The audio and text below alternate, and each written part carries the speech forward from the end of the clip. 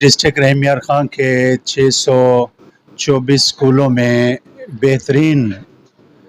نظام کے تحت جو ہے وہ پولنگ جاری ہے، جس میں ہمارے 1,63,063 بچے جو ہے آج اپنا حق رائے دہی استعمال کریں گے۔ اسکول کونسل کا بنیادی مقصد بچوں میں جمہوری رویوں کو فروغ دینا ہے، اور آج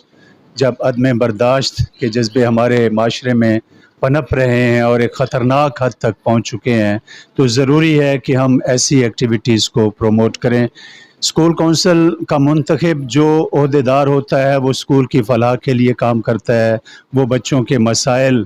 سیکھی سے آگہی حاصل کر کے انتظامیہ کے ساتھ کوارڈینیشن کرتا ہے، بچوں کے تعلیمی مسائل پر وہ گفتگو کرواتا ہے، ڈائلاگ کراتا ہے، اسکول کی اپ لفٹنگ کے لیے وہ اپنا کردار ادا کرتا ہے۔ تو یوں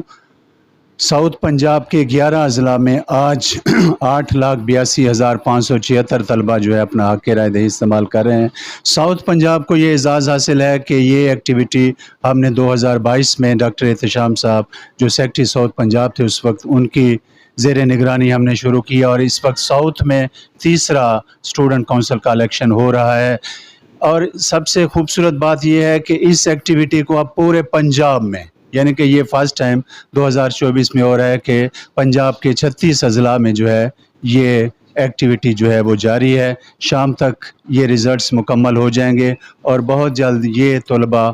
حلف برداری کے ذریعے حلف اٹھا کر اپنی ذمہ داریاں جو ہے وہ سنبھالیں گے۔ اس کا بنیادی مقصد ایک اور بھی ہے کہ ہم اس نسل نو کو جمہوری سوچ کے حوالے سے ایک پیغام دیں کہ آنے والے وقت میں جب یہ اپنا